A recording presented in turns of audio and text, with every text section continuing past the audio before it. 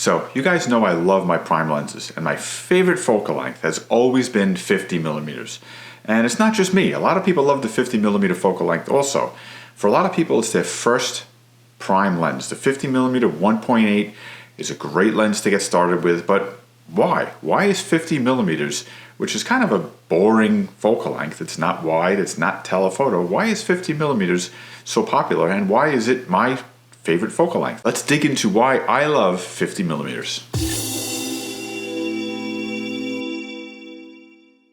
So by far the most popular lenses out there are zoom lenses, and for good reason. They're really versatile and really great, especially the newer ones. A 16 to 35, a 24 to 70, a 70 to 200.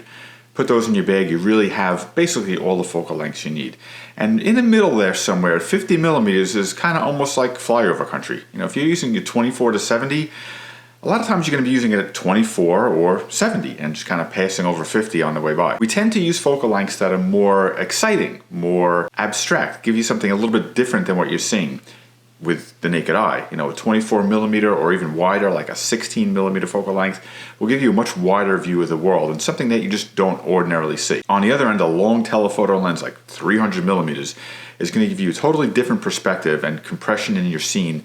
Again, something that you normally wouldn't see with the naked eye. And while I have lenses like that and I love using them, 50 millimeters to me is a way to kind of strip down what you're doing and shoot just you, the camera, and your subject, whatever that is, with no gimmicks, no distortion, no compression, no lens physics involved or anything like that. It's basically just you, the least glass between you and your subject possible, and your subject. And you're not distorting the world in any way other than basically showing what you see. And that's really the challenge, isn't it? Taking something, a subject, whether it's a landscape, a piece of still life, a portrait, and creating something artistic out of it and conveying to the viewer what it is that you're feeling in the moment. Whether it's, you know, an expansive, beautiful outdoor landscape and what you're feeling there, or something small and intimate. It's just trying to convey to your viewer what it is that you're feeling in a moment to kind of get that same possible emotional response from them.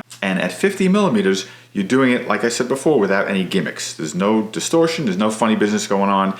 You've got to do it. The challenge is to do it basically with what you have in front of you. And I think if you do that and you do it right, you're putting your viewer in a situation like no other situation. They're getting to experience what you're experiencing pretty much exactly the way that you're experiencing it. It puts them there in your shoes, standing where you are like no other lens would. And then that becomes, like I said, the challenge. It's everything else is stripped away.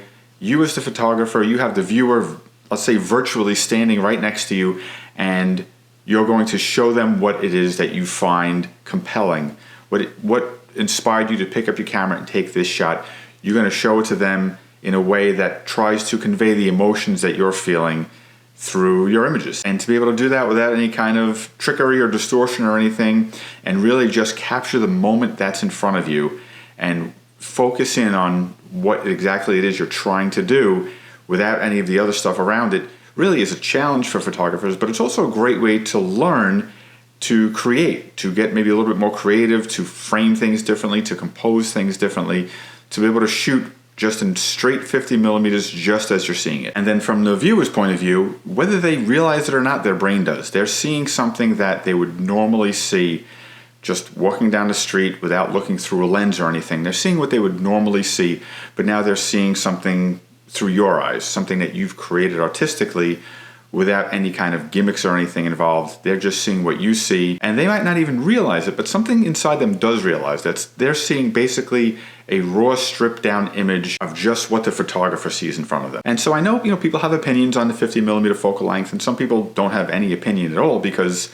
it's something that maybe you overlook. You don't even realize it's in between your 24 to 70 on your zoom lens, and you kind of just pass by it every time you zoom from one end to the other. It's something that people maybe don't generally think about using as often.